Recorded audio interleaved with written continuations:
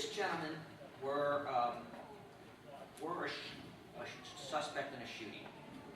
And police do this, at least Baltimore City Police, do this on a fairly routine basis because you never know who's a witness, who's a suspect, and even if the victim, if you've got more than one cartridge case or if you've got a lot of bullets and they're going in both directions, it's possible that the victim could have done some firing because I know you probably haven't heard all that much about crime and violence, and it may be hard to believe, but sometimes people actually shoot each other in this city.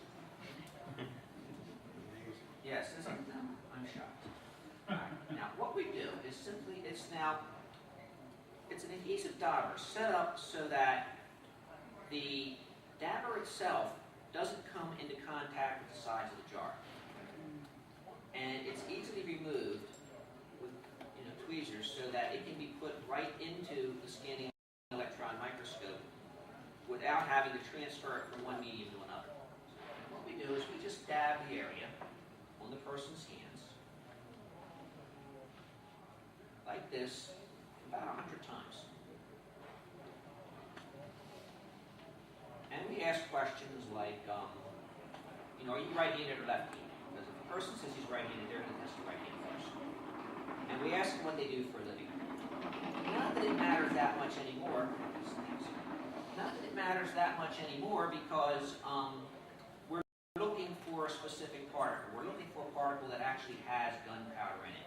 If they were doing a job, back when we were doing neutron activation analysis or the old paraffin test, if they were doing a job that involved the handling of nitrates, that would be important to know. Nowadays, it's sort of like, unless they say, well, I manufacture gunpowder, then what they do for a living is not all that important. And we'll explain to them, well, this is a routine test that we do on people part of the investigation to see if you fired a gun today. And believe it or not, some people will actually look at you and say, yeah, I fired a gun today. Okay, thank you for that information. Since I haven't read them their Miranda rights, that's as far as I go, but I do let the investigating detective know. Oh yeah, he just, without me asking him any questions, he told me he fired a gun today. Which is, sometimes very, very hasty. Okay. Any questions about firearms or gunshot residue? Yes? When would you say the proliferation of use of semi-automatic weapons in street crime? Based on my experience, when I first started, I started in 1977, and back then there were mostly revolvers. On the street scenes, we did not see we were not recovering a lot of cartridge cases, which means they were probably using revolvers. Semi-automatic pistols started about, I guess about the mid to late 80s, when we started seeing almost nothing but and it was mostly 9mm and 380s. We see some 45s, but the weapon of choice is usually somewhere between a 40 caliber, a 9mm, and a 380. Now, with the proliferation of the TV shows that talk about evidence and all that, we're seeing more and more people using revolvers. Now, one thing about gunshot residue is, like I explained, it's a powder. It's basically a powder on the hands. So that, in case any of you are planning to do anything, just feel free to stay out of the city. Doing this wipes it off. Washing your hands, whereas down in Baltimore we say, when you wash your hands in the zinc line. When you wash your hands, that'll get rid of it.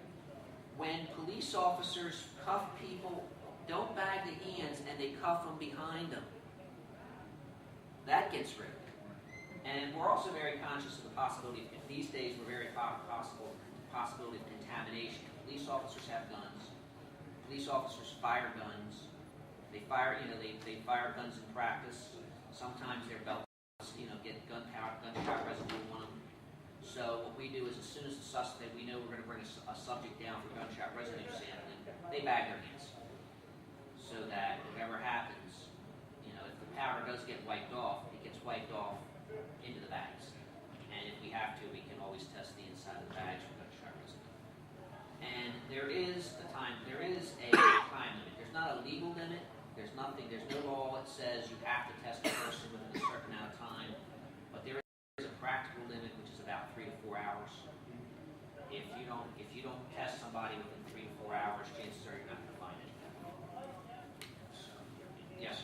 When someone does deliberately take a file to the forcing code breach and firing pin, are you able to digitally remove the damage that you put on top to find the old patterns that might have been used?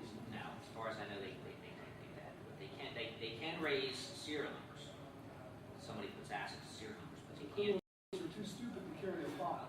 Right. Well, then too, it might screw up the workings of the gun. They've already used it. Yeah. Well, the easiest thing to do with that is just some of them are actually too stupid to get rid of the gun. We had one case. It was a pistol, but it was chambered for a rifle bullet. I don't exactly remember what caliber it was, but it was a nice-looking gun, and it was used in an attempt to defend by a homicide victim in an attempt to defend himself. And what happened is we found the cartridge cases from the gun, but we didn't find the gun. We found the gun the next day when somebody used it in a murder. So he had stolen it from one homicide victim, liked it so much he used it on another homicide victim. And when we caught him with that gun, we managed to link him to both homicides. Let's talk about sex offense investigations. Rape is a very serious crime. When I first started working, there was very little, except for a witness identification and the usual evidence of fingerprints and possible blood type, and the other trace evidence that we would recover from crime scenes. There really wasn't a good way of identifying a rape suspect. I mean, we could collect, we could do what we call a rape kit on the victim and collect the pubic hairs from the suspect that will no contact without transferring anything.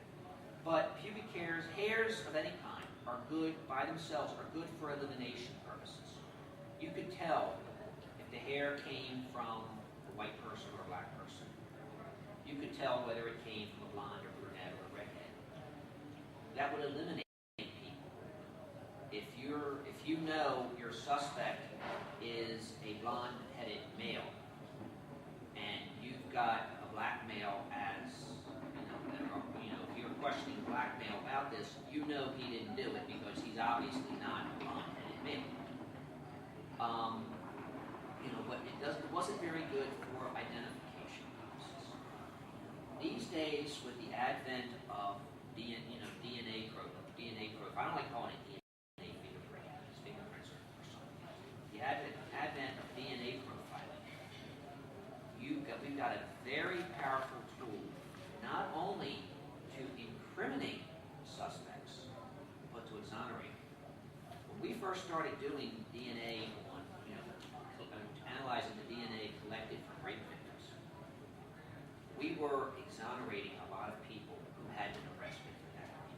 At one point, it was something like 20% of all people who had been arrested on suspicion of rape were being exonerated after DNA analysis.